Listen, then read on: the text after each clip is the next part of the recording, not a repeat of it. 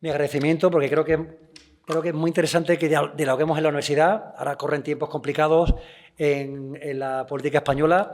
Creo que falta diálogo, falta intercambio de opiniones y creo que un acto como hoy realmente nos ayuda a abrir la mente y a pensar y a repensar en grupo. Así que muchísimas gracias a José Enrique, a Victoria, a Ana y a Carlos. Gracias. Bueno, pues comienzo yo dando las gracias al doctor Guijarro, a Nacho, por hacer esta iniciativa en una fecha tan simbólica y por invitarme a participar en la misma. Bueno, hoy efectivamente 50 aniversario de la muerte de Franco, pero bueno, hay tal cantidad de eventos que suceden a la vez que hoy justo además es el Día Mundial por los Derechos de la Infancia y además es el Día Internacional en memoria de las personas trans que perdieron su vida. Y estas dos cosas en parte enlazan con el momento histórico, ¿no? Durante la etapa franquista, bueno, pues la infancia estaba totalmente adoctrinada con un paradigma muy claro y las personas trans, básicamente las mujeres trans, pues fueron apaleadas, condenadas y asesinadas, ¿no? Entonces, bueno, un poco como la historia al final, en estas efemérides yo creo que es bueno mencionar también otras cosas que suceden, ¿no? Bueno, pues tomando el título de la mesa redonda Libertad sin ira, 1975, yo añado ahí, pero el aparato de censura gubernativa continúa en la práctica hasta 1985. Quizá esto es la novedad del tema, ¿no? La censura no termina con la muerte de Franco. Igual que el país evoluciona o experimenta unos cambios sociales, políticos, económicos en esa transición, tenemos evidencia por archivos de que el aparato censor llega hasta 1985. Bueno, tenéis ahí una imagen, lo representativo sobre todo es el censor, llamado eufemísticamente lector, con su lápiz rojo. Bueno, pues cuando le llegaban los manuscritos, las galeradas, él iba tachando todas aquellas palabras que no eran pues, del agrado del régimen. Y digo él, también ellas, pero bueno, el porcentaje mayoritario de censores eran hombres. Bueno, vamos a ir haciendo un poco salto en el tiempo hacia el pasado y hacia 75. Bueno, veis ahí dos consignas que se van repitiendo constantemente en la etapa franquista. España una grande y libre, no para todo el mundo, pero es algo que iba circulando. Y luego la trilogía Dios, Patria y Familia. Precisamente la dictadura franquista, el que la Iglesia y el Estado vayan de la mano, pues da lugar a esa forma tan peculiar de gobierno, ¿no? El nacionalcatolicismo. Producto de este nacionalcatolicismo es un intento de que toda producción cultural quede controlada por un sistema gubernativo muy estricto, con un aparato muy bien planteado. La censura gubernativa pues afectaba a publicaciones impresas, libros y prensa, y luego producciones teatrales, cinematográficas y musicales. Es decir, toda muestra de expresión cultural estaba sometida al control de la censura.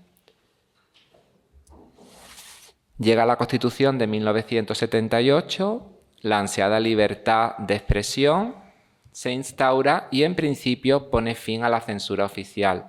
Sin embargo, encontramos que hasta 1985 los controles ideológicos y administrativos heredados de la censura franquista perviven. ¿Cómo perviven? Bueno, evidentemente no perviven igual que durante los años o las décadas duras de la dictadura, pero sigue habiendo un control sobre lo que se publica y se imprime, ¿no?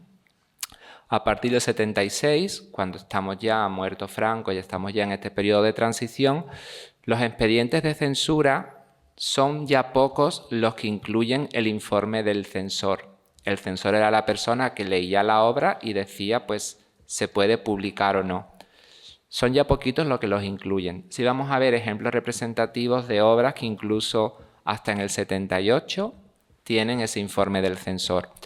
Y llega un momento, conforme vamos pasando de finales de los 70, comienzos de los 80, que en realidad la censura queda limitada a un depósito legal.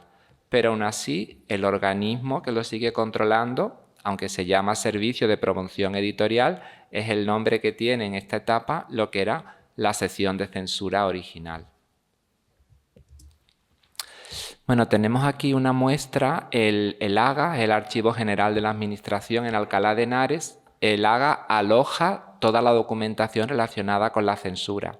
Es un verdadero museo de la historia para este campo. Se pueden consultar los fondos, hay un catálogo ya automatizado, una base de datos, pero luego para poder consultar en sí los expedientes de censura, pues hay que hacer la solicitud y el personal te trae la caja donde viene el legajo, el sobre con toda la documentación. Simplemente es una muestra, por ejemplo, la censura de libros se conserva documentación hasta 1983. Simplemente de manera aleatoria, por ejemplo, la familia de Pascual Duarte, la fecha de entrada es 1983, cuando se solicita el depósito de los ejemplares. La fecha de resolución es el 12 de mayo, son 2 días, un día. Evidentemente ahí ya el censor no ha leído la obra, simplemente ha dejado constancia de que se han depositado los ejemplares. O la crónica de una muerte anunciada de García Márquez, pues justo en esa misma fecha. La documentación de censura de teatro, fijaos, llega hasta 1985. Ahí tenéis, bueno, pues un poco también cogido de manera aleatoria Te espero en el juzgado, de Evaristo Acevedo. Y pues lo mismo, se depositan ahí 6 ejemplares, era lo habitual en esta época. Y la censura de cine llega a la documentación hasta 1977. Ahí sí es que, bueno, casi una década antes que el resto de los géneros textuales. Pues de nuevo un ejemplo aleatorio, Adelina de José Antonio Ramos, ¿no? A partir de aquí, el siguiente paso sería consultar efectivamente el material. Pero el catálogo sí nos permite ver ya que hasta el 85, en el caso del teatro, se siguió mandando al organismo sucesor de la censura los libros para su depósito. Bueno, vamos al 75, veis que vamos un poco de atrás hacia adelante. En contexto político, presidente del gobierno Carlos Arias Navarro, el Ministerio de Información y Turismo a cargo de León Herrera Esteban. El servicio de promoción editorial desde los años 60 pasa a depender del Ministerio de Información y Turismo. En esa sección de censura, con el paso del tiempo, ha ido cambiando de nombre. La última es promoción editorial, pero curiosamente en los años 60 se llamó Servicio de Orientación Bibliográfica. Bueno, en realidad un poco la broma era que no te ayudaba a encontrar el libro, sino a no encontrarlo, ¿no? Veis como los propios nombres eufemísticos, al final lo que se trata es de ocultar que efectivamente había una censura férrea que estaba funcionando, ¿no? Bueno, a nivel de censura, la legislación vigente todavía en el 75 es la conocida como Ley Fraga. Fraga, como ministro de Información y Turismo, aprueba la Ley de Prensa e Imprenta en 1966. La novedad que introduce esta ley es que hasta esa época el paso por censura era obligatorio, es decir, esa consulta era obligatoria. A partir de la Ley de Fraga hay una doble opción. Ahora la explicaremos brevemente porque en realidad quien hace la ley hace la trampa. Existe la opción de consulta voluntaria o censura previa, como ocurría antes. Como digo, es opcional, excepto para la literatura infantil y juvenil. Hasta que termina la censura, las publicaciones para juventud, para niñez, tenían que seguir pasando por censura, precisamente por esa idea de mantener la formación de los jóvenes bajo estricto control. En el caso de la consulta voluntaria, se abre un periodo de lo que se llama negociación o tira o afloja. Es decir, en ese periodo, desde que llega censura, los editores que tenían buenos contactos con el régimen aprovechan para negociar pues, determinadas tochaduras o cortes, de manera que a veces pues, se presenta, por ejemplo, una antología. Pues a lo mejor censura dice, en lugar de 15 autores, te dejo que aparezcan 10. Y ahí un poco se negocia qué autor va a la antología. Eso lo permite lo que se llama la fase de consulta voluntaria. La otra opción es el depósito previo. Ahí directamente se depositaban 6 copias del libro.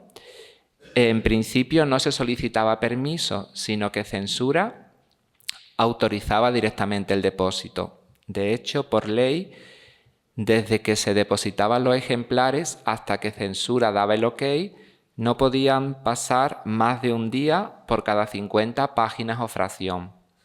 Es decir, como máximo en 5 días el libro estaba ya en circulación. Se depositaba en censura, censura daba el ok al depósito y el libro empezaba a circular. Claro, ¿cuál es el problema? Que el editor se arriesgaba a que hubiese un secuestro posterior. Es decir, ahí censura autoriza el depósito, pero una vez que está en circulación hay de nuevo expedientes donde las publicaciones han sido secuestradas, multas para las editoriales, cierres de las editoriales e incluso encarcelamiento de los responsables. Por lo cual ahí los editores se pensaban muy bien si ir a depósito o hacer una consulta voluntaria. A efectos prácticos la mayoría optaba por consulta voluntaria para también tener esa fase de negociación. ¿Qué ocurre? El depósito previo también lo que empieza a generar es una práctica de autocensura. Es decir, para asegurarnos de que el depósito verdaderamente esté en circulación y no haya un posterior secuestro de la obra, editores, traductores, autores pulen sus textos en prevención de que luego pues, haya un posible secuestro, ¿no? Entonces veis cómo en realidad esta supuesta ley, que lo que intentaba un poco era mostrar una España más aperturista, lo que hace es desplazar con la autocensura el control externo al control interno. Al final lo que se sigue publicando, lo que sigue circulando, no es 100% un producto de la libertad de expresión. ¿Vale? Bueno, con respecto a los criterios de censura, los he tomado de Avellán, un gran experto en el tema. Básicamente, recordáis al principio la trilogía Dios, Patria, Familia. Los principios de censura se apoyan en estos pilares. Uno de los criterios de censura era las buenas costumbres. Es decir, no se podía atentar contra las buenas costumbres, especialmente en el terreno del pudor y la moral sexual. Quedaban, por tanto, prohibidas todas referencias al aborto, homosexualidad, divorcio y relaciones extramatrimoniales. Los principios políticos del régimen, con sus organismos y colaboradores, pues desde Franco hasta todo el escalafón. El uso de un lenguaje considerado indecoroso, provocativo e impropio de los buenos modales por los que se ha de regir la conducta de las personas que se autodefinen como decentes. Bueno, veis de nuevo, esto enlaza bastante con las buenas costumbres, simplemente aquí enfocado en el uso del lenguaje. El dogma católico, las instituciones eclesiásticas y sus servidores. Los argumentos de crítica literaria en muy poquitos casos constituyen motivo para censurar la obra, a pesar de que estamos hablando mayormente de textos literarios. Conforme va pasando el tiempo, el peso de un criterio u otro va variando, también relacionado con el peso que tiene dentro de la dictadura el ejército, la iglesia y bueno, pues los propios estamentos del régimen, ¿no? ¿Cuáles son los dictámenes de la censura? Bueno, ya hemos explicado, se manda a censura, el lector o censor lee y emite un informe. He puesto ahí los dictámenes principales porque la verdad es que la casuística es muy amplia. Bueno, lo primero sería autorizado directamente, autorizado con tachaduras. El censor, utilizando el lápiz rojo que hemos visto antes en la imagen, va tachando desde palabras y a veces páginas completas. Entonces, la editorial que ha mandado las pruebas de imprenta, las galeradas, hace las tachaduras, vuelve a presentar la censura y si comprueba que se han hecho las tachaduras, pasa a circulación. Por eso es autorizado con tachaduras. Autorizado para exportación. Este caso es muy curioso. El producto peligroso se manda fuera de España. Esto lo vamos a ver luego caso con la editorial Grijalbo, que tiene sede en México. Muchas veces son editoriales fundadas por españoles que se han exiliado. Consigue, negociando, pues que una traducción que se ha prohibido en España se publique en México. Allá aparece como autorizado solamente para exportación. Denegado cuando la obra completa queda prohibida. Depósito, que es la opción que hemos visto anteriormente, directamente no pasa por censura, sino que en un plazo muy cortito de tiempo comienza la circulación, aunque eso no impedía un posible secuestro. Ya en los años finales de los 60, 70 comienzan a aparecer categorías nuevas o dictámenes nuevos.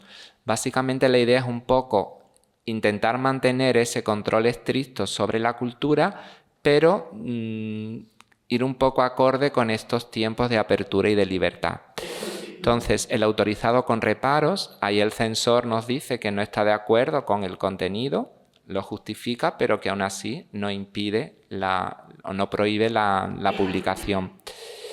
La denuncia sin secuestro previo es parecida a la anterior, es decir, se denuncia, pero ya corresponde a las autoridades legales proceder al secuestro. Censura no secuestra previa salida, sino ya está en circulación, yo planteo una denuncia. El silencio administrativo, bueno, el título es bastante explicativo, ¿no? Pues simplemente no se responde, el censor considera que la obra pues no ha de publicarse, pero tampoco quiere intervenir en cuestiones legales. Al no tener respuesta, el editor decide si comienza la obra a circular con el riesgo de que sea secuestrada o simplemente opta por no ponerla en circulación. Y digo etcétera porque, por ejemplo, a veces aparece autorizado para jóvenes, autorizado para niños solamente, autorizada para niñas. La tipología, estos serían los grandes dictámenes, pero luego en la práctica vemos que hay distintas opciones, ¿no? Bueno, ahí vamos a ver algunos ejemplos concretos de obras ya sometidas a censura después del 75, es lo que os comentaba antes. Aunque desaparece la dictadura, todo el aparato burocrático en torno a la censura sigue operativo. Estos ejemplos proceden de un trabajo de fin de máster que dirigí yo, de Anna Rose Thomas, centrado en la traducción y censura de Vonnegut. Luego, posteriormente, Anna Rose Thomas hizo la tesis doctoral, codirigida por Nacho y por mí, y ahí amplió el corpus a autores norteamericanos de contracultura, traducidos y censurados. Bueno, tenemos ahí un ejemplo, la obra de Vonnegut, Matadero 5. Fijaros, entra en censura la solicitud en 22 de febrero, se resuelve el 24 de febrero de 1977. Recordar que existía la opción de consulta voluntaria o depósito. En este caso, el editor Bruguera ha optado por el depósito. Hemos dicho que a partir del 76 muchas veces no aparece ya el informe del lector, pero cuando son obras de por sí problemáticas o que han tenido una trayectoria problemática, sí aparece. Nos dice el lector. El lector es el término eufemista para censor. La obra es el relato del único superviviente del fenomenal bombardeo que las fuerzas aliadas sometieron a la ciudad alemana de Dresde. Aunque crudo por lo tétrico, no contiene nada que pudiera infringir las normas establecidas. No impugnable. Fijaros, ahí directamente el censor no va a entrar en cuestiones legales, no se va a denunciar, aunque manifiesta que es crudo y tétrico.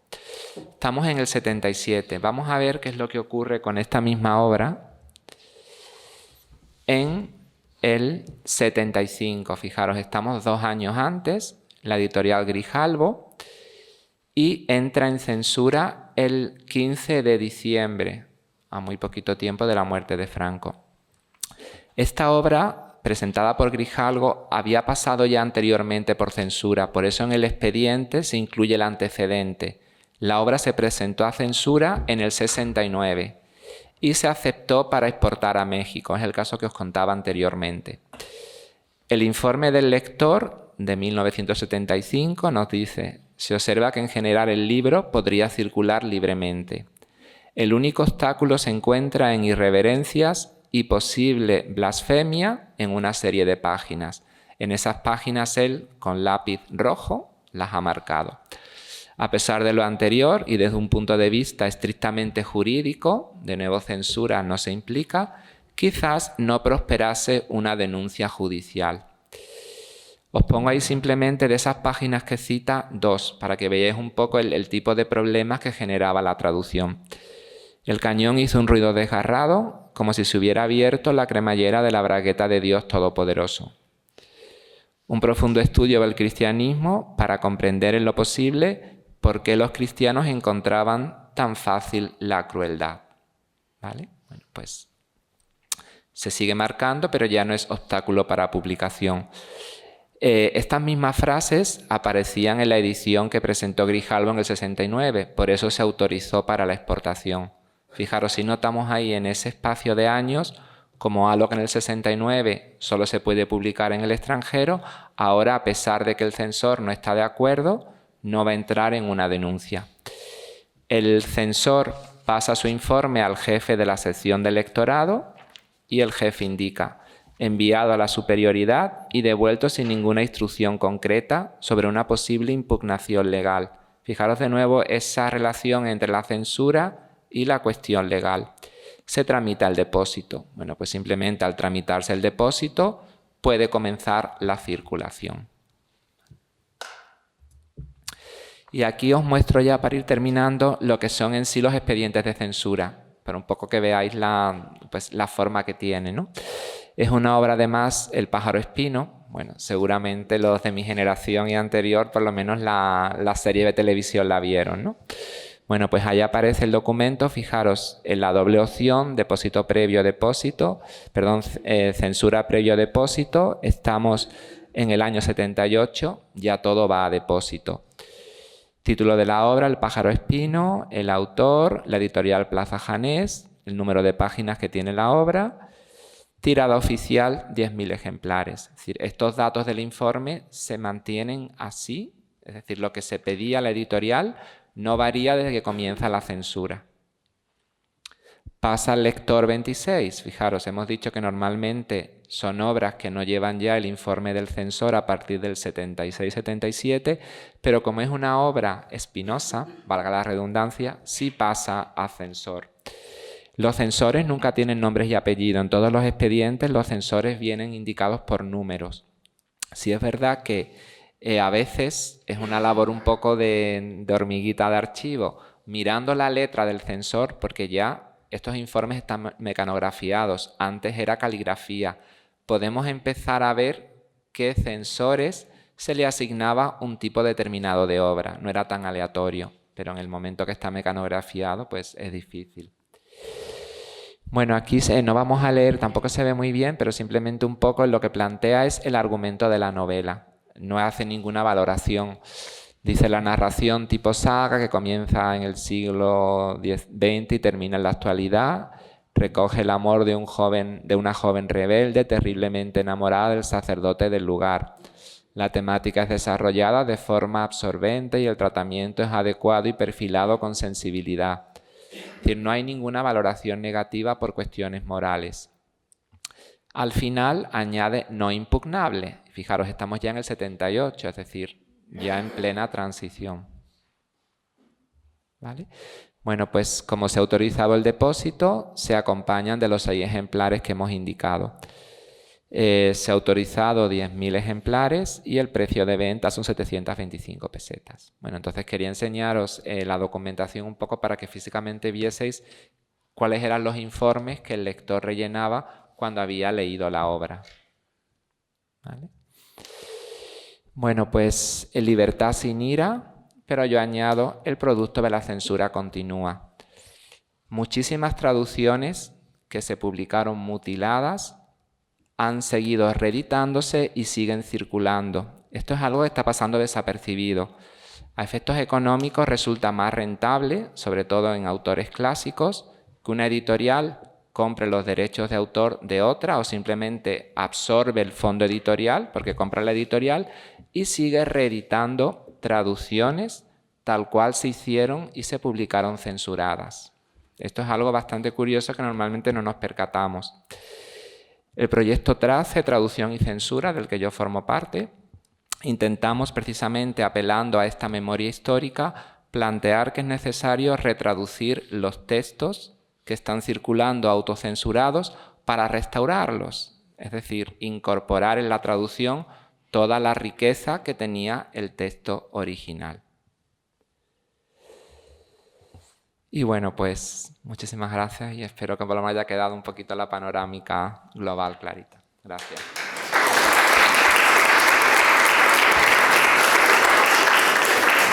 La profesora Victoria García Prieto, nos habla del campo televisivo. Muchísimas gracias, profesor García González, como siempre.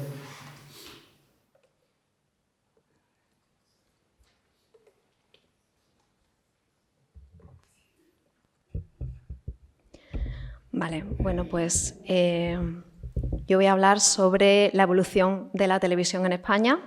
He titulado así la ponencia del nodo al vídeo bajo demanda. Y empezando por los inicios de la televisión, por poder hacer una trayectoria para luego comparar ese inicio con la actualidad, las emisiones de televisión española empezaron a ser regulares en el año 1956. Hasta entonces no había televisión regular en España, pero sí que se habían hecho ya algunas pruebas. En este momento empiezan las emisiones regulares, primero unas horas al día y luego poco a poco va ampliándose. En este momento solo existe una cadena de televisión y los informativos, lo que eran las piezas de información de televisión española, convivieron durante bastantes años con el nodo, con el noticiero cinematográfico.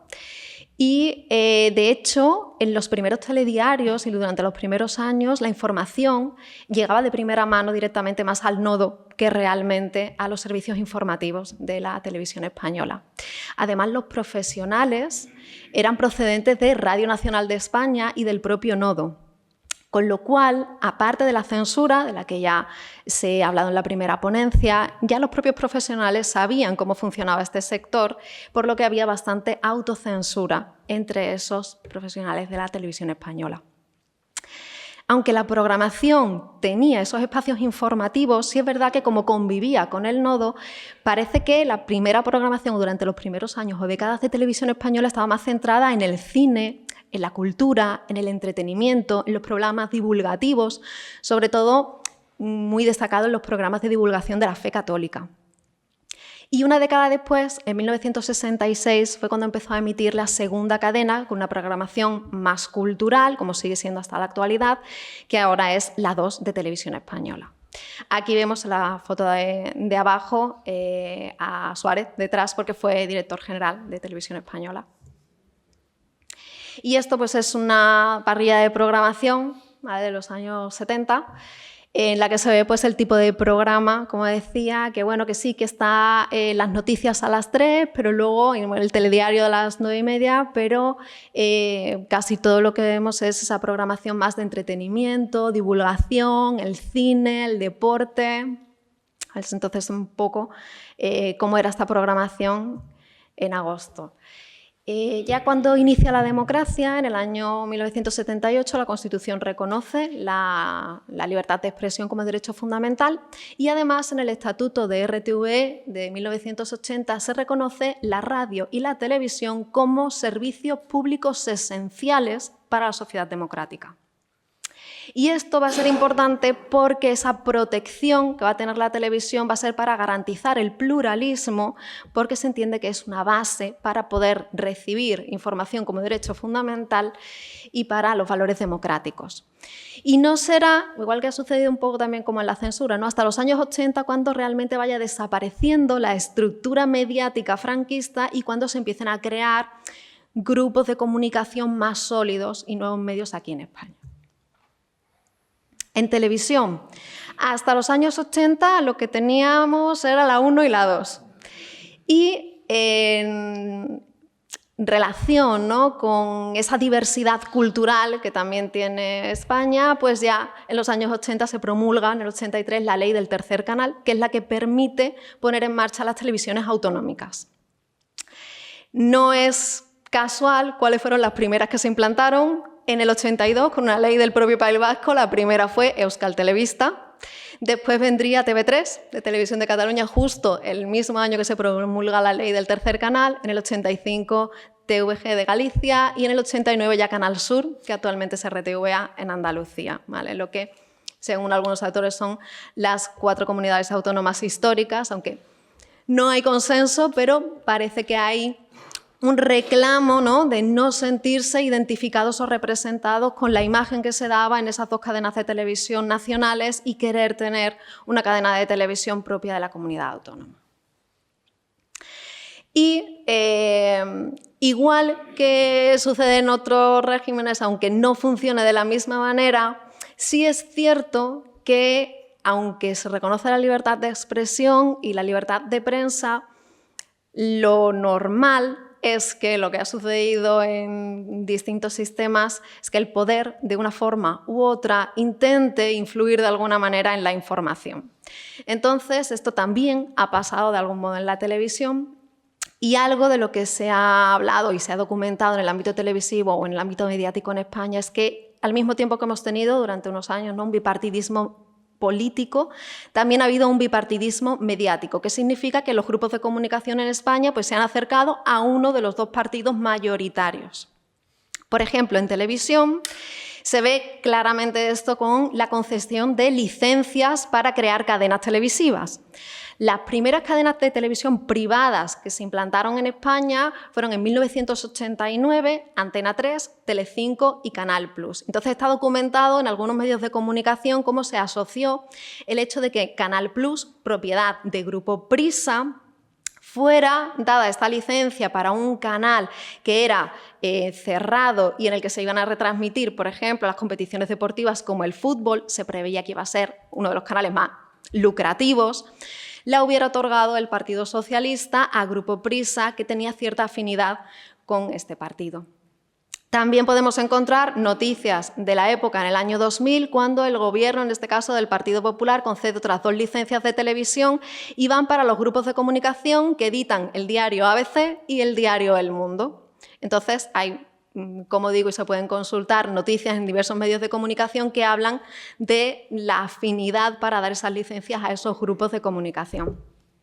Y lo mismo pasa en las licencias que vuelve a otorgar, en este caso, el Partido Socialista en 2005 a La Sexta y a 4, de nuevo Grupo Prisa.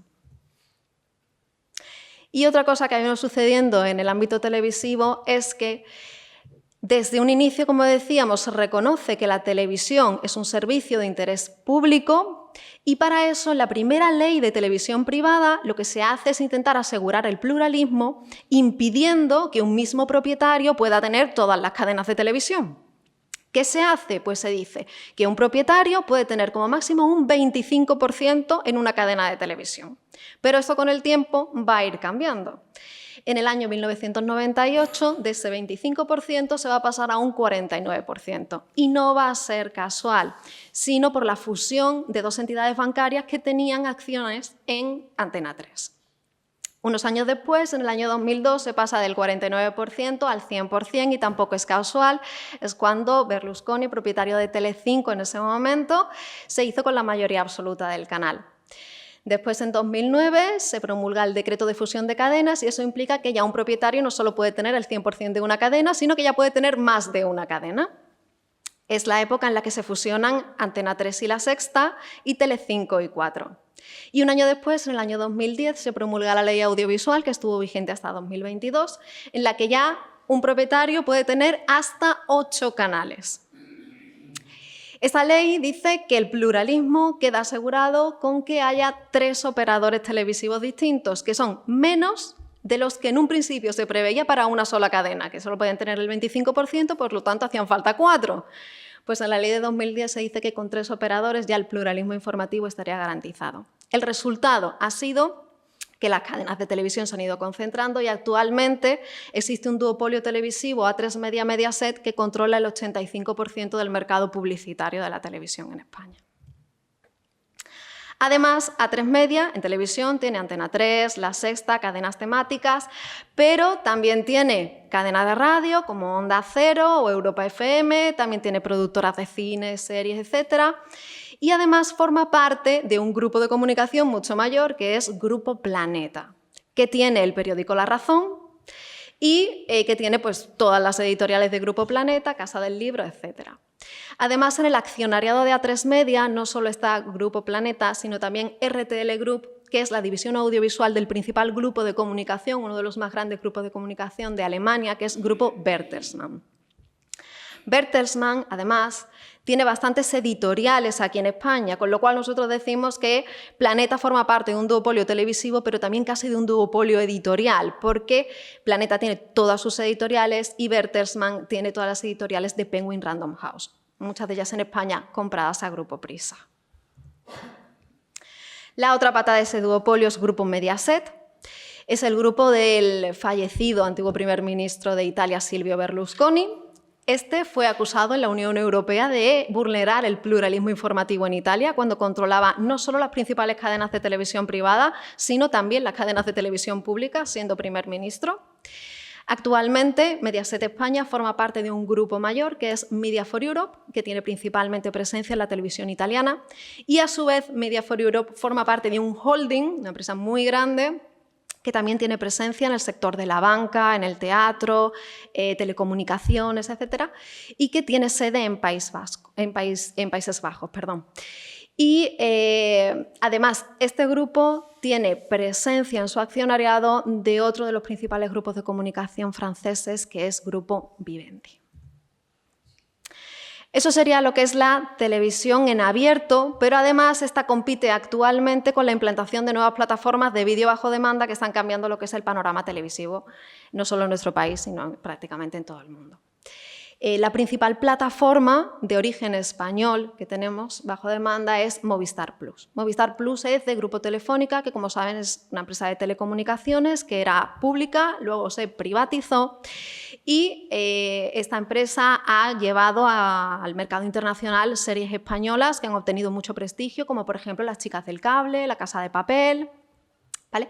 Pero además actualmente tiene presencia estatal en su accionariado de nuevo porque hace unos años un fondo de inversiones de Arabia Saudí compró una parte de Telefónica, un 9% de Telefónica. ¿Qué pasa? Que Telefónica es la mayor empresa de telecomunicaciones de España y que tiene presencia en sectores estratégicos como seguridad o defensa, con lo cual, al ser una empresa tan importante y con esa presencia en sectores estratégicos, el Estado español tuvo que intervenir comprando una porción un poco mayor que la de Arabia Saudí, un 10%, y entre las cosas que han hecho dentro de Telefónica, una de ellas ha sido cambiar a su presidente, al antiguo presidente lo han sustituido por Mark Mutra, que es el actual CEO de Telefónica. Junto con esta conviven las que han llegado con mucha fuerza procedentes de Estados Unidos, propiedades, algunas de ellas de las grandes tecnológicas, como por ejemplo Amazon con Prime Video o Apple con Apple TV, otras que son propiedad de los grandes conglomerados mediáticos estadounidenses, Disney con Disney+, Warner Bros. Discovery, que es la propietaria de HBO Max. Y las cadenas en abierto, las de A3 Media y Mediaset, pues se han tenido que adaptar creando sus propias plataformas como A3 Player o Mi Tele. También tenemos una plataforma especializada en cine, cortometrajes, etcétera, que es Filming, que es propiedad de un grupo de inversión, Grupo Nazca, que actualmente plantea venderla. Y como claves finales, para sintetizar, lo que podemos ver en la evolución de la televisión en España, como decíamos, es un cambio radical de tener dos únicas cadenas de televisión de titularidad estatal, con un control bastante fuerte de todos los contenidos que se emitían, a tener decenas o cientos de canales con contenido ilimitado, en abierto y bajo demanda, tanto contenido que ya no podemos verlo todo. Se ha garantizado la libertad de expresión, se han suprimido las restricciones sobre el papel, pero sí vemos que la cercanía política y la concentración económica sí que ejercen poder sobre aquello que se emite. Sin embargo, sobre la normativa, más allá de la protección de menores, la protección de la diversidad cultural, cualquier tipo de discriminación, no hay ninguna restricción. Y también observamos cómo los contenidos, aquí, por ejemplo, la Unión Europea intenta protegerlo creando espacios para producción de cine, televisión, etcétera, de origen europeo, pero como hay una predominancia cada vez mayor del contenido estadounidense a través de esa fuerza de las plataformas de vídeo bajo demanda. Bueno, y eso sería todo por mi parte.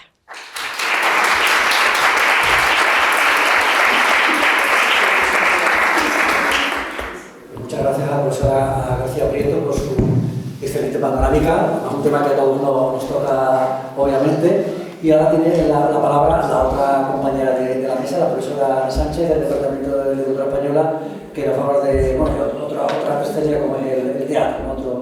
otro discurso escénico. Sí, ¿se me oye? Bien, gracias por la invitación, Ignacio. y gracias a los compañeros por las aportaciones. Yo no traigo una presentación visual, paradójicamente, aunque soy la de teatro, que se supone que... Porque más bien, se nos había pedido que habláramos solo 8 o 10 minutos para favorecer el diálogo, la idea mía era intentar plantear un panorama de por qué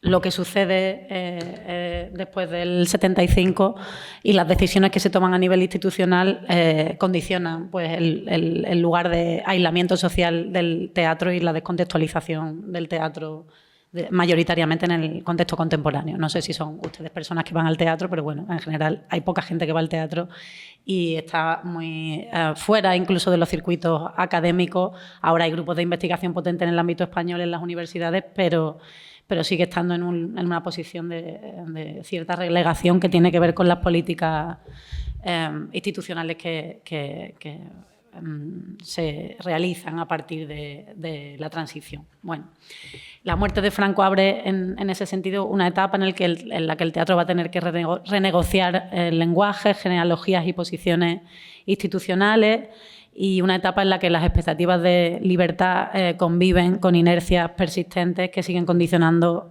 como digo, nuestro presente escénico, más allá del propio hecho, efectivamente, de la censura que continúa en su forma gubernamental, pero también va a prolongarse en sus formas económicas, dado que el teatro, a diferencia de otras manifestaciones culturales, necesita perentoriamente de una materialidad. Entender esa transición teatral, ese contexto a partir del 75, exige mirar no solo lo que se transformó positivamente, sino también lo que fue quedando en este sentido ocluido o empujado hacia los márgenes, incluyendo prácticas que nunca van a llegar a consolidarse por falta de estructuras estables en un país que, a diferencia de otros países europeos como Francia o Bélgica, donde existen figuras legales que reconocen la especificidad laboral de la creación escénica.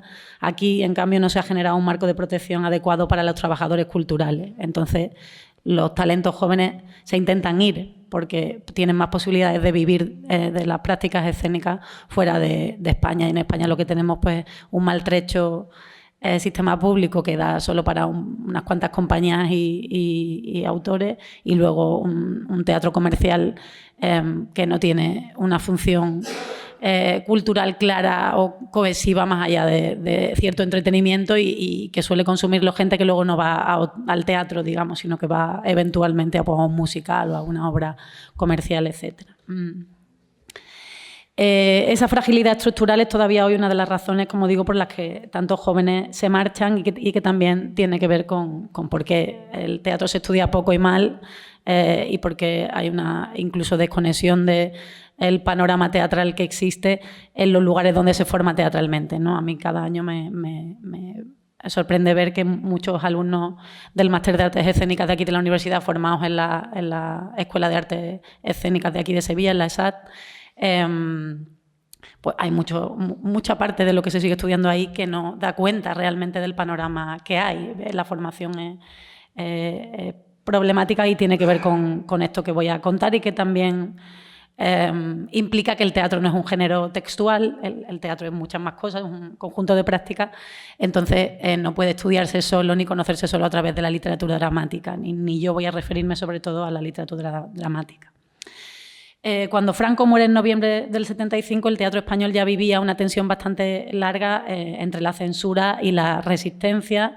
Pese a la censura había ya un teatro político con cierta presencia, como fue el caso de grupos de teatro independiente como Tábano, Goliardo, El Tei, o aquí en Sevilla el estudio El Lebrijano.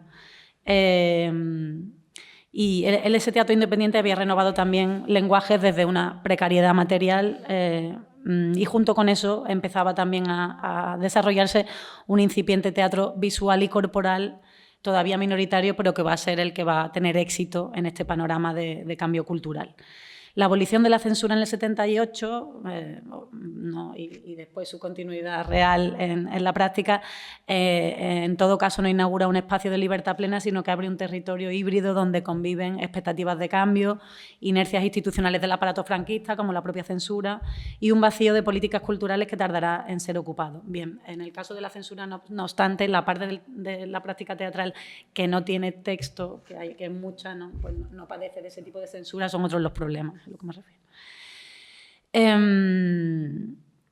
El teatro se convierte en un espacio donde se van a negociar, como en otros ámbitos culturales, los límites de lo decible, y donde la nueva democracia va a buscar también una imagen cultural moderna, europea y en mucha medida no conflictiva, lo que se ha llamado la normalización cultural en el marco de las revisiones críticas del régimen del 78 o la cultura de la transición, entendida como un pacto no solo de transición a la democracia, sino también de olvido y de oclusión de ciertas posibles discusiones, ¿no? Entre 1978 y 1982 se produce una mutación doble. Por un lado, hay una transformación estructural importante, se crea el Ministerio de Cultura, aumentan las subvenciones para el teatro y se abren relaciones internacionales, además de que comienzan a formarse nuevas instituciones que amparan las prácticas escénicas. Por otro lado, emerge también una transformación estética en la que proliferan las dramaturgias no verbales, crece también la experimentación con la imagen y se expanden las escenas de teatro de calle y de danza, de trabajo de movimiento y cuerpo.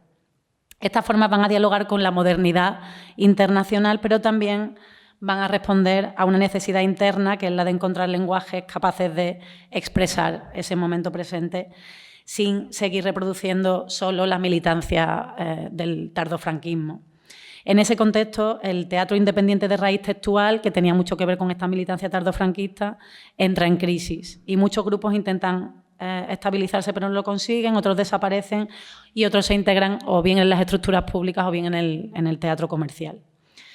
Mientras tanto, compañías que habían apostado más por lo visual, lo corporal y lo festivo, digamos, viven un momento muy bueno, y es el caso de grupos que seguramente suenen todavía porque algunos se han consagrado y son famosos aún, como els Joglars, els Comedians, La Claca o, en el caso de Andalucía, La Cuadra, ¿no? El Teatro Tábora procede de ese proyecto. Y ese teatro es un teatro en general con cierto cariz crítico, pero menos frontal que el teatro político previo, ¿no? Es un teatro formalmente elaborado, conectado con los circuitos europeos y capaz también de representar una modernidad democrática, pero sin un conflicto explícito con aquellas zonas de esa democracia que no eran susceptibles de discusión. En paralelo, los primeros años democráticos van a impulsar, claro, la recuperación de clásicos represaliados como Valle Inclán y Lorca, esa recuperación va a funcionar como un gesto de justicia histórica, pero eso va a convivir simultáneamente con un olvido también igualmente significativo, que tiene que ver con el desplazamiento de dramaturgos vivos que siguen escribiendo, el desplazamiento o la falta de visibilidad o la poca capacidad para participar de los circuitos de dramaturgos vivos que habían sostenido el teatro crítico del final del franquismo, como Alfonso Sastre, Lauro Olmo o, en el contexto andaluz, Miguel Romero Esteo. Y así la transición escénica va a ir generando un espacio donde ciertas genealogías se quedan silenciadas y hay una discontinuidad. Incluso el deseo de igualarse con Europa y de imitar a compañías europeas, que es una cosa que hoy también sucede, descontextualiza la propia producción nacional y local y hace que los grupos no dialoguen tanto con sus propias tradiciones, que esto es una dinámica que, como digo, sigue sucediendo. Con la llegada de los gobiernos socialistas del 82, el teatro va a vivir un proceso de institucionalización importante también. Se refuerza el Centro Dramático Nacional, que se había creado en el 78, se crea el Centro Nacional de Nuevas Tendencias Escénicas, que permite un incipiente circuito para la experimentación, apoyado institucionalmente, pero ese centro va a desaparecer después del 92 con la crisis económica que sigue a la Expo y todo esto. Aparece también en el 82 la Compañía Nacional de Teatro Clásico, se rehabilitan varios teatros decimonónicos y se ponen en marcha centros dramáticos autonómicos, entre ellos el Centro de Teatro de Andalucía. Se ordenan programaciones, festivales y circuitos que también fomentan esta movilidad, y la permeabilidad entre la escena independiente, las instituciones y las propuestas internacionales va a permitir en esos años un cierto desarrollo del campo teatral, en positivo, ¿no? Pero va a estar muy, muy ceñido a ese periodo. El teatro de calle, que también se va a revitalizar por la recuperación simbólica del espacio público, la posibilidad de hacer algo en la calle y que no te detengan, básicamente. El teatro de calle también va a ser potente en ese momento, ofrece estilos y lenguajes muy diversos, y aunque en algunos casos es una elección estética, en otros va a ser la única posibilidad entre la falta de espacios adecuados o de estructuras de producción que sean accesibles. Y en ese momento, compañías que trabajan en ese ámbito, como La Tartana, Bequereque o Lejanía, se desarrollan, y la joven Fura dels Baus, que seguramente de estas es la que más os suene, también empieza en ese contexto del teatro de calle, marcando un lenguaje que va a ser condicionante de las décadas posteriores. A finales de los 80, la creación contemporánea, danza, teatro visual, performance, dramaturgia híbrida, necesita, sin embargo, espacios más flexibles que los que ofrece la arquitectura teatral del país. Hay un Plan Nacional de Reforma de Teatros, pero, como decía, se enfoca sobre todo en reformar espacios teatrales decimonónicos y ponerlos otra vez en funcionamiento con el formato de teatro a la italiana, la caja típica del teatro tradicional, y no se llega a poner en marcha un plan que también se organiza, pero que no llega a financiarse, de creación de espacios que tengan otra versatilidad escénica para que las propuestas no tengan que ser todas de ese tipo de teatro y no otro. Entonces, la rehabilitación de los teatros históricos limita eso, ese otro proyecto, y salvo excepciones como la Sala Olimpia en Madrid, el Mercat de les Flors en Cataluña, o un poco más tarde, en el 92, el Teatro Central aquí en Sevilla, salvo eso, es muy difícil, y además eso se nota hoy, ¿no? Sigue siendo imperante absolutamente el teatro a la italiana con las limitaciones que implica, y las compañías no se atreven a hacer otro formato porque no se los contratan. En este sentido, esa falta de infraestructuras, por un lado, y la orientación europeísta de la época, esto de parecerse a Europa y el complejo de no haber sido modernos durante el franquismo y tener que igualarnos europeamente, va a hacer que muchas compañías busquen suerte en los circuitos internacionales, y eso acentúa cada vez más la desconexión entre la producción y el contexto cultural local, que para el teatro es muy importante. Los años previos al 92 suponen una consolidación de esas dinámicas, y el 92, con la Expo, las Olimpiadas, etcétera, va a marcar más un cierre que una apertura, porque después de la euforia democrática y de la euforia de celebración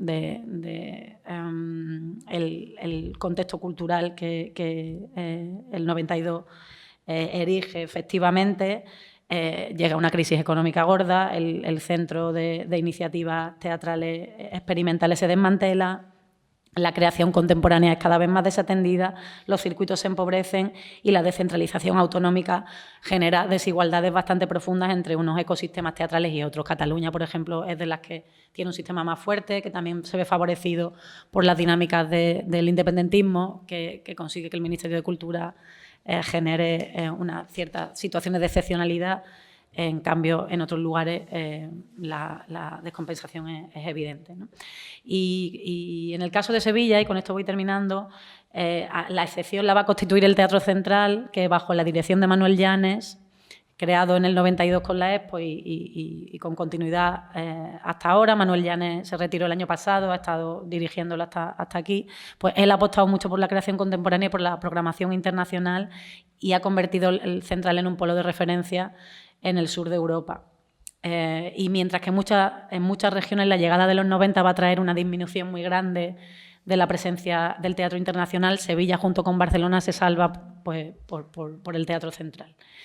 Sin embargo, esta excepcionalidad convive, como digo, con una fragilidad estructural muy profunda. La creación sevillana es muy rica, muy plural, con compañías de peso que están auspiciadas institucionalmente como Atalaya, TNT o La Imperdible, pero también con muchas generaciones de creadores escénicos interesantísimos, de referencia en el campo del teatro y de la danza contemporánea, pero que tienen que irse a Madrid o a Barcelona, principalmente a Madrid, porque aquí no se puede sostener un proyecto teatral.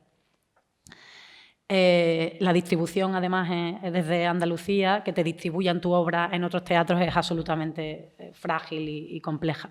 La red autonómica andaluza depende de presupuestos fluctuantes, atravesados por la variación política. No hay proyectos culturales que se sostengan más allá de los cambios de los políticos, que van señalando a dedo a gente que les conviene porque tiene vinculación con su perfil ideológico, y a veces son gente que no tiene relación, como ha pasado en este último cambio político, no tienen relación con el panorama cultural de la ciudad y no saben lo que están programando, básicamente. Entonces, la existencia de ese nodo fuerte en el central no ha compensado ni la debilidad del ecosistema completo, ni esa posibilidad de darle un sostén a compañías y artistas andaluces que se encontraban y siguen encontrándose en una posición paradójica. Se les reconoce críticamente, tienen presencia internacional en muchos casos, pero no tienen un apoyo estructural que les permita tener estabilidad profesional y tienen que irse fuera. Esa tensión entre creación y estructura, entre realidad local y centralismo estatal, se arrastra entonces desde la transición. La escena española se moderniza, se internacionaliza, incorpora lenguajes híbridos, crece en complejidad, pero lo hace sobre cimientos muy débiles y desiguales, con territorios muy desconectados, con grandes instituciones que funcionan como vitrinas y redes autonómicas que no son capaces de sostener el tejido real.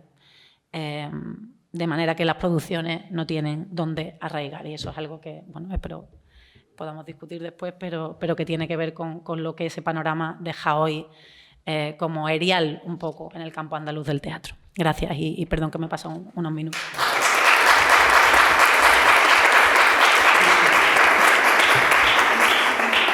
Bueno, muchas gracias a la profesora Ana Sánchez por esta excelente panorámica. Perdón. Sí, decía gracias a la profesora Sánchez. Me ha gustado, por una parte, mencionaba a la compañía La Cuadra de Salvador Tábora. Su hija Pilar estuvo hace unos meses en esta misma mesa presentándose un nuevo documental sobre la comunidad gitana. Y luego también al final también ha mencionado el Grupo Atalaya.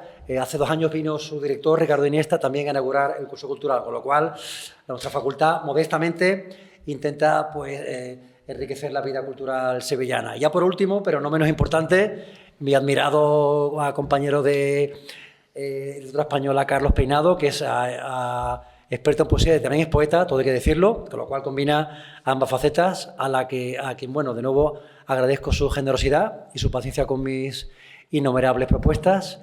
Y gracias por estar aquí, Carlos. Muchas gracias por la invitación, Nacho.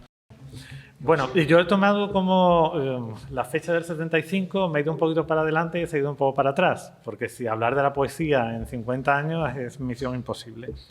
Así que luego parto de unos presupuestos. Podríamos tomar desde un punto de vista de historiografía literaria, lo que es una periodización amplia y una periodización breve. Desde un punto de vista de una periodización amplia y lo que serían los movimientos estéticos fundamentales, yo no creo que haya habido un cambio significativo en este tiempo. Es decir, las corrientes principales, si tomamos unos vértices que sean el realismo, de hecho, los escritores de hoy tienen como grandes adalides, los autores del 50, ahora lo veremos, o Jaime Gil de Viedma o el Segundo Valente. Y a partir de ahí van moviéndose, es decir, bueno, podemos considerar una línea realista, una línea simbolista, neosimbolista, una línea experimental y determinados cruces a partir de unos grandes puntos de fuga que podríamos denominar así. De hecho, hay parto de varias afirmaciones que coinciden en lo mismo, y es aquí Benet, luego Umbral, que la cultura franquista había muerto como 10 años antes de que muriera Franco, ¿no? Franco culturalmente había muerto hacía 10 años. Lo que vienen a constatar no es que hubiera muerto, sino que la cultura, especialmente el ámbito de la poesía, va a darle la espalda a lo que es el régimen franquista. Si hasta entonces podíamos considerar una dialéctica de tesis-antítesis, es decir, determinadas corrientes fruto de que bebían directamente del franquismo, aquí sería lo que podríamos estimar un realismo trascendente intimista, se llega a hablar, bueno, por un lado, y ciertas derivadas, y por otra parte la contestación crítica de cierto realismo en distintas, un realismo comprometido y tal, en distintas líneas. Sin embargo, a partir de mediados de los 60 se decide darle la vuelta, es decir, darle la espalda al sistema franquista y a sus principios y empezar a vivir como si esto no existiera. Eso se puede hacer en el ámbito poético, escribiendo, y el fruto principal va a ser, como señalan estos autores, la generación... bueno, esto como todo es una pura operación de marketing, ¿no?, de los novísimos, pero que en todo caso refleja, tras un periodo de o leve intimismo simbolista o una crítica política, la potenciación de formas más experimentales, vanguardistas, que pongan un énfasis absoluto en la forma. Como digo, bueno, los novísimos los conoceremos, pero hay que entender esto como una operación comercial, ¿vale? En todo caso, ahí tienen los rasgos, pero es cierto que se da una metapoesía, un culturalismo, un racionalismo en una serie de autores, y eso no es que sea novedoso. Tenemos en la posguerra autores como Labordeta, Francisco Pino, pero que eran casos aislados y estaban fuera de lo que podría hacer el sistema. Pero ahora, digamos que esta vertiente va a ocupar el espacio literario, con lo cual esa ocupación del campo genera que más puedan escribir en esas mismas coordenadas o parecidas coordenadas. Y lo que implica también es una serie de textos, como es propio de esta vanguardia o experimentación, o en todo caso formalismo, de difícil lectura. Pero eso no quiere decir que no se escriba de otras maneras, y tenemos determinados autores del 50 que van a seguir escribiendo en una línea, tenemos autores que empiezan ahora dentro de un cierto realismo sentimental, legible, como por ejemplo Miguel Dors, que va a ser el padre de una gran parte de la poesía católica actual, Miguel Dors. Y tenemos un culturalismo legible, como Juan Luis Panero, ¿vale? Entonces, a pesar de que la cresta o la operación novísima pone el foco sobre una serie de autores más grandilocuentes, más culturalistas, más formalistas, se van a seguir escribiendo, por supuesto, en otras líneas.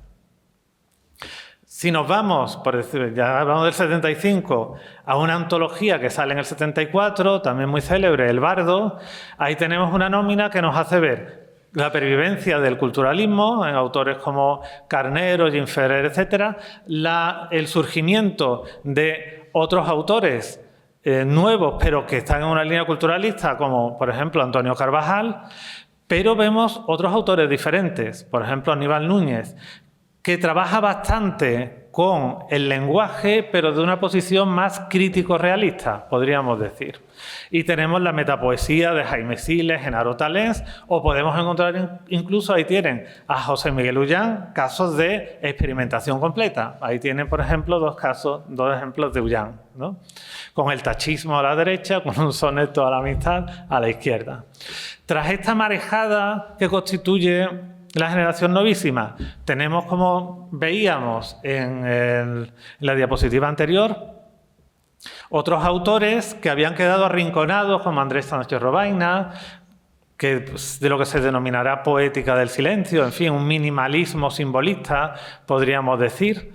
Tenemos la recuperación del tono confesional en Juan Luis Panero, como hemos visto, cierto manierismo barroco y una estética romántica no carente de culturalismo, pero que, por ejemplo, reivindica en estos años a Antonio Machado, como es el caso de Antonio Colinas. El culturalismo va a ir derivando, en fin, formas metapoéticas muy tautológicas y muy difíciles de comprender, y eso es lo que nos llevará en un movimiento en parte cultural, en parte comercial, que se observa todavía más en la novela, hacia una reacción de defensa de formas legibles y formas realistas. Claro, ¿qué va a suceder con la democracia? Bueno, inicialmente yo diría que nada, pero sí que hay unos determinados cambios. Hay unos determinados cambios promovidos por la descentralización administrativa que sí que generan otras dinámicas, y eso se va a observar en el ámbito de la poesía, especialmente por esa multiplicación de ediciones y sobre todo revistas que van a ser patrocinadas por distintos ámbitos de la administración, ¿no? Diputaciones, comunidades autónomas. Y claro, esto sí va a influir, porque ya estamos en democracia. ¿Quiénes ocupan? Eso conecta con lo que decía la profesora Sánchez Acevedo. En el teatro, ¿quiénes ocupan esas administraciones y a quiénes eligen para dirigir esas revistas o esas colecciones? ¿Y qué criterios van a tomar en esas revistas? Entonces, en realidad esto va a ser el punto clave para la transformación en los años 80, porque quienes van a ocupar, en cierta medida, algunas de las revistas más influyentes, van a ser autores realistas, lo que se va a considerar posteriormente poesía de la experiencia. Y van a tener detrás un apoyo político y va a suponer, en ese sentido, la acaparación, en el momento en el que acaparan determinada promoción ligada a ciertos objetivos políticos, el campo cultural. Bueno, esto aparece muy lejos y no se va a leer, muy pequeño y no se va a leer, pero García Martín es un crítico defensor de esa poética realista, como hay muchísimas líneas y en efecto en los años 80 sigue habiendo irracionalismo, surrealismo, hermetismo, simbolismo, neosimbolismo, de todo, pero él dirá, pero lo que marca el tono es la poesía realista. Bueno, he puesto ahí varios ejemplos. Por ejemplo, ahí tienen una colección Maillot Amarillo. La edita la Diputación de Granada. De la Diputación de Granada en estos momentos, el Partido Socialista. La va a dirigir Luis García Montero. Lo que caracteriza algunas de estas colecciones y también antologías van a ser su homogeneidad estética, por decirlo así. ¿Quiénes van a publicar inicialmente? Benítez Reyes, Javier Egea, Álvaro Salvador, es decir, el Grupo de Granada de la poesía, la nueva sentimentalidad y autores relacionados con esta recuperación del realismo y de una estética más legible. Renacimiento, en este caso, no depende, sino que, bueno, Independiente no depende del dinero público inicialmente. Con la colección Calle del Aire, también homogénea en ese sentido. En el caso de revistas, ahí tienen Fin de Siglo por la Delegación de Cultura del Ayuntamiento de Jerez, ¿no? Olvido de Granada, ¿quién dirige Fin de Siglo? Benítez Reyes. ¿Quién dirige Olvido de Granada? García Montero. ¿Quién financia Olvido de Granada? La Diputación de Granada, ¿vale? Entonces vamos viendo esa red que se va creando y que coincide curiosamente la hegemonía completa del Partido Socialista a partir de los años 80 con la promulgación de una cierta cultura legible, realista, con unos valores de cierta izquierda. Y ahí tiene el Renacimiento, de nuevo, como digo, independiente, aunque cuando empiezan las dificultades económicas para la revista del Renacimiento, cuando la Junta, que compraba 500 ejemplares para la biblioteca, deja de comprar esos 500 ejemplares. ¿Cuántos lectores de poesía decía Abelardo Linares que había en España? 500, ¿no? Bueno, ahí tienen esa línea sostenida que conecta con parte de la generación del 50, como os decía, ¿no? La revista Renacimiento, tal. En un caso y otro, asistimos en estos primeros 80 a grandes maestros, que todos es como la edad de oro de la generación del 50, en el sentido de el efecto que pueden tener, porque algunos pues ya no publican, ¿no? Las palabras, por ejemplo, la obra que recopila la poesía completa de Jaime Gil de Viedma del 75, por eso ha entrado en la lista del País, ¿no?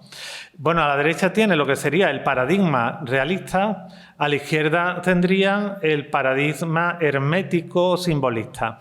Los autores de los 80 van a remitirse a los maestros, pero por ejemplo en el caso de Valente va a ser la punta de lanza más crítica y más dura en la lucha contra la poesía de la experiencia, con titulares como La poesía de la cotidianidad es una birria o Que vuelvan a la escuela, ¿no? Bueno, todo esto y estas tensiones políticas van a generar una serie de una serie de tensiones, pero tampoco da tiempo a cifrarnos en ello. Por lo tanto, yo veo una homogeneidad principal, una lucha por el campo cultural y, si acaso, la importancia que pueden tener a partir de los años 80 por la transformación de la administración, el dinero público en las revistas culturales y en las colecciones. Y junto a eso, la necesidad por parte del mundo editorial de volver a un tipo de poesía más accesible, más legible, más cercana al público para poder contactar con un mayor número de lectores. Y por eso se potencia un tipo de poesía realista frente a cierto hartazgo que es cierto había por la metapoesía, el hermetismo y formas más vanguardistas. Bueno, Carlos,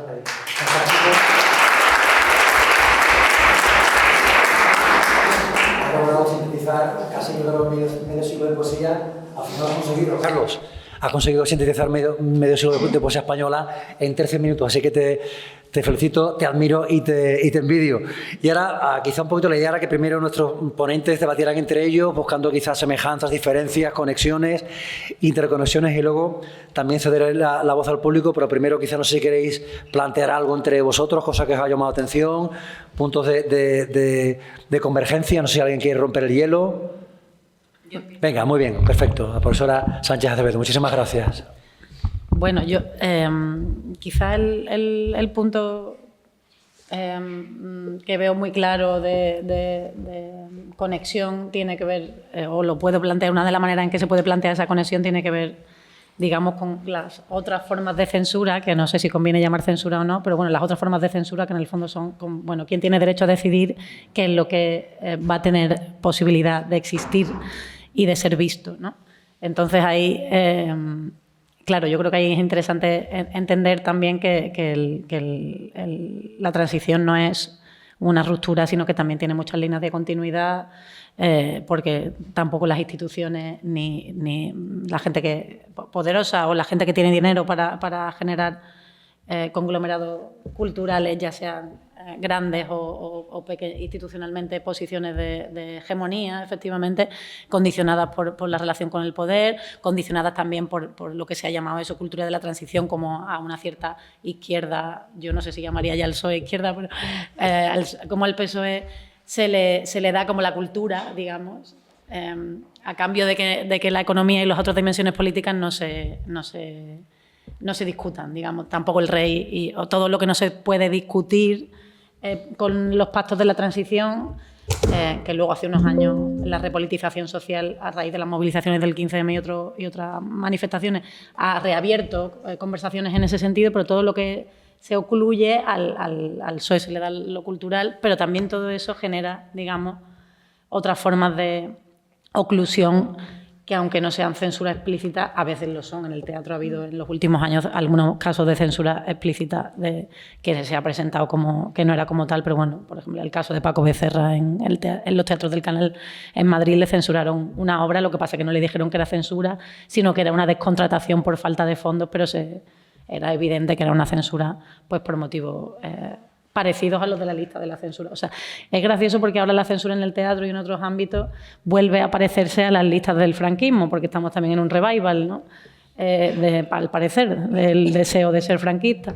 Entonces, eso, ¿no? Que me pregunto si esas líneas de continuidad justamente y no de ruptura no son interesantes de leer justamente como un desplazamiento cada vez más claro a los conglomerados de poder económicos y políticos como los determinantes de que existe y que se puede. Y junto con eso la reaparición de formas de censura que, aunque no sean gubernamentales, a veces lo son, también pueden venir de la mano de los abogados cristianos, por ejemplo, han estado, en el caso de obras de teatro también, presentando demandas y cuestiones que al final también uno, para poder sostenerlas, tiene que tener una economía que se lo permita, ¿no? Bueno, un poco eso.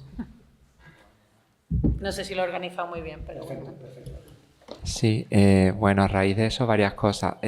Efectivamente, frente a los criterios oficiales de censura, que era que no atentasen ni contra la religión, ni contra la moral, ni contra la política, luego había otros criterios que se aplicaban, y uno era el económico, sobre todo en los años, bueno, 40, 50 años de escasez. Por ejemplo, se solicitaba un número determinado de ejemplares y se concedía la mitad. Básicamente la idea es que no llegase a un público amplio. O se solicitaba una edición en formato de bolsillo y se autorizaba una edición de lujo, que al final un poco llegaba a un límite más limitado. Incluso a veces las limitaciones de número de ejemplares y de papel, ¿no? Y luego estaban las famosas listas negras, ¿no? Es decir, eso no hay constancia documental, pero hay determinados autores que directamente el censor ver su nombre ni lo leía, directamente se prohibía, ¿no? Iban un poco, bueno, pues acumulando también en esos criterios, digamos, en paralelo a los oficiales. Bueno, y como dices tú, parece que hay un revival, ¿no? Bueno, efectivamente, es que ahora mismo yo expulso determinados discursos de extrema derecha y la consigna España una grande y libre la vuelvo a leer, ¿eh? No la leo con las mismas palabras, pero la leo entre líneas. Entonces hay o abogados cristianos mismos, ¿no? Como determinados principios de ese nacional catolicismo vuelven a tener vigor, ¿no? Entonces parece como, se luchó mucho porque hubiese una libertad verdadera de expresión y ahora sigue habiendo pues como una vuelta a reclamar que el pasado era mejor, ¿no? Entonces, es un poco también hay que mirar que, sobre todo en personas que no han vivido ese momento histórico, sino que son herederos pues de una educación, de unas lecturas, ¿no? ¿Algo más en la mesa que queréis comentar entre vosotros cuatro? Bueno, pues muy relacionado con lo que comentaban, yo sí he percibido ese paralelismo, ¿no?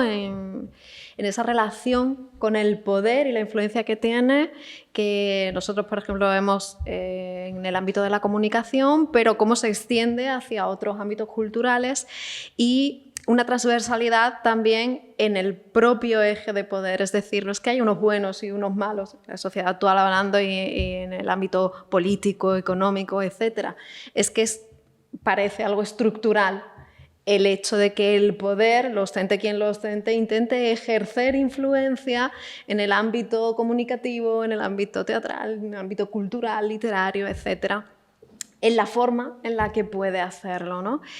Pero sí es verdad, hace poco, ¿no? También escuchando un podcast sobre libertad de expresión en España, sí es verdad que por lo menos, ¿no? Como decía los compañeros en el podcast, por lo menos en el ámbito comunicativo, en el ámbito periodístico, no ponemos la vida en riesgo, como sucede en otras zonas del mundo, ¿no? Entonces, o como ha sucedido también aquí en el pasado, el hecho de que ese poder esté ejerciéndose, de que esa influencia esté, de que esa relación también político, económica, etcétera, que la propia autocensura que mencionábamos varias veces en distintas ponencias se siga dando y se sigue dando hoy en todos los medios de comunicación de una forma u otra, pero sí tenemos que reconocerle un cambio radical a la posibilidad de por lo menos, igual arriesgas el puesto de trabajo, pero al menos la vida, ¿no? Ya es un cambio importante, al menos en nuestro ámbito, que es fundamental, evidentemente, para poder ejercer la democracia.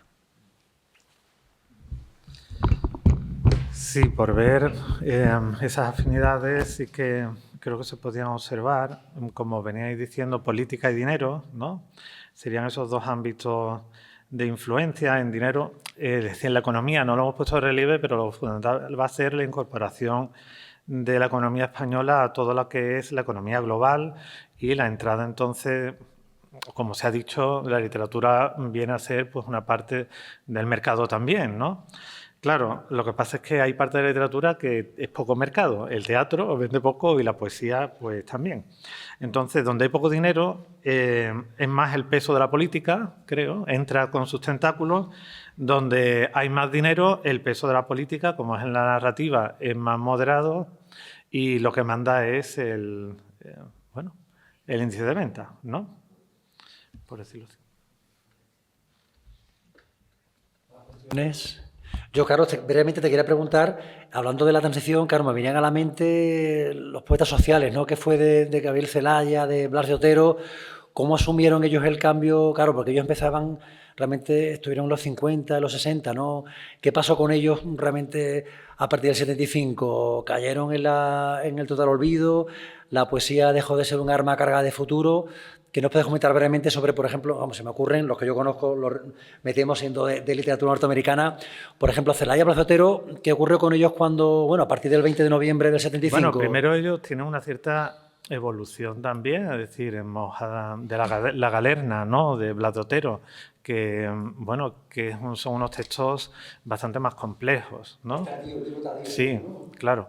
Y también el caso de Celaya, mantiene una evolución hacia formas más complejas y experimentales. Entonces, verá que no todo es...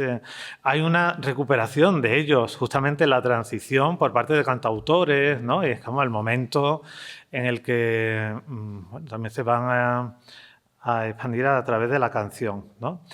Es verdad que en el ámbito poético lo que domina en esos años 75 hay otras formas, como decía, realistas y demás, pero lo que domina son formas de carácter más experimentales o formalistas que irán derivando después. Pero es verdad que, por ejemplo, después, en los 80, los poetas realistas no van a acudir tanto a ese realismo de Celaya y de Otero, sino que el hilo va a estar en los poetas de la generación del 50, especialmente Gil de Viedma, que bueno, el que se consagra como formalmente el maestro de la poesía de la experiencia, en parte Ángel González. Lo que has puesto antes, ¿no? En la pantalla, ¿no? Claro. Sí, incluso ellos políticamente recurren al 27 y entonces hay actos, por ejemplo, cuando traen a Alberti en Granada y tal, ¿no? Entonces hay otros hilos más que esa poesía de posguerra. Perfecto, venga, muchas gracias. Si os parece, abrimos el turno de preguntas a nuestro ilustre público asistente. ¿Alguien quiere comentar, preguntar, sugerir? Ha habido muchas ideas, todas fascinantes. Yo, de nuevo, reitero mi agradecimiento a los cuatro compañeros que están aquí hoy. ¿Alguien quiere comentar algo, preguntar? Hay profesores de la facultad. Venga, Pablo, que es colega de literatura española. De todo, felicitarles por las exposiciones. Dos cosas que me han venido a la cabeza relativas a lo que ha explicado José Enrique. Primero, el caso del Crimen de Cuenca, la película de Pilar Miró, que es del 79, que fue prohibida, es decir, para insistir en que efectivamente ya en periodo constitucional todavía hubo casos escandalosos. Y el otro, que me ha venido a la cabeza, el otro día estuve viendo La Dama de Shanghái, la película de Orson Welles, y claro, yo me acordaba, y supongo que era mi doblada en su momento, pero el doblaje en español evidentemente está manipulado, porque Orson Welles, el personaje, combatió en la República, a favor de la República de la Guerra Civil. Entonces, claro, el hecho de que no se haya restituido el texto original en el doblaje, pues también es un problema que demuestra que todavía no es como el caso de Espartaco, que cortaron y luego lo han pegado con otro doblaje, que bueno, tiene también su parte cómica, pero en este caso, evidentemente, lo lógico es ver la película en versión original, pero la gente que quiera verlo doblada, pues se va a encontrar con esa frustración, ¿no? Entonces, simplemente como dato de que todavía el asunto no está resuelto. Evidentemente sigue existiendo residualmente todo ese pozo del pasado negro. Sí, bueno, es que además... ¿Está apagado? Sí. Claro, en el caso del doblaje había un doble factor de control. Primero se traducía el guión y sobre el guión se hacía una censura. Y luego, una vez que había que hacer a su vez la sincronización para el movimiento de los labios, se aprovechaba para una segunda censura. Y luego estaba la censura burda con la tijera. Yo hay una imagen, la corto y la pego. Entonces vemos películas censuradas como de repente dos personas que se iban a besar y ya se están separando, ¿no? Es el clásico ejemplo que siempre pongo. Lo que tú comentas de redoblaje, claro, eso es una cuestión complicada. De hecho, hará como 8 o 9 años, quizá un poquito más, en Cenicienta, la versión original, Disney hizo un relanzamiento en salas comerciales. Entonces, el doblaje de Cenicienta en español, ya actores y actrices habían muerto, pero sus herederos tenían los derechos. Era carísimo, es decir, poder retomar las voces dobladas originales. Entonces, cuando se lanza en DVD la versión de Cenicienta, se hace un doblaje nuevo, se aparta ya de ese español supuestamente neutro, que era más latino, y se hace un español más focalizado en el español de España. Tiene uno de los pocos casos que Disney ha hecho redoblaje de películas clásicas, porque poner la voz original económicamente era carísimo. Sí, me está acordando que tú hablabas de la censura gubernativa o gubernamental, que más o menos iba extinguiéndose, pero se ha sustituido con una censura institucional, como decía Ana, ¿no? De los ayuntamientos y demás, porque de pronto cancelan la representación de una obra porque no les cae bien el tema o lo que sea. Y yo me está acordando también de las veces que han censurado y secuestrado las ediciones del Jueves, ¿no? Yo me recuerdo no hace tantos años yendo de kiosco en kiosco, la Guardia Civil iba delante mía llevándose todo y no pude comprar, de mucha rabia. Pero claro, sigue esa censura que pasa por lo judicial, pero que en el fondo también es política.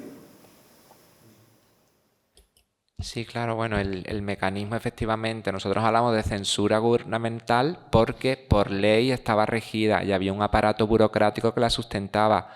Hoy en día estamos en libertad, pero sigue existiendo un control ideológico y una censura simplemente que no es gubernamental, pero se sigue aplicando pues desde instituciones políticas, desde medios, cadenas de televisión. De hecho, bueno, incluso más que autocensura es dónde pongo el foco. Tú, cualquier noticia de actualidad, tú ves el telediario de Antena 3, Telecinco y La Primera, y a veces tú dices, ¿me están transmitiendo lo mismo? Es decir, ¿dónde pongo el foco? Al final marca lo que llega al espectador, ¿no? Recuerdo, de hecho, un caso, no sé si hará como 15 años, quizá un poquito más, la serie Herederos. Esa serie, bueno, actuaba Concha Velasco y, bueno, pues se estrenó en La Primera en horario de noche y tuvo bastante éxito. Utilizando un poco las políticas de las televisiones, pasan unos años y se vuelve a proyectar, pero en horario de tarde.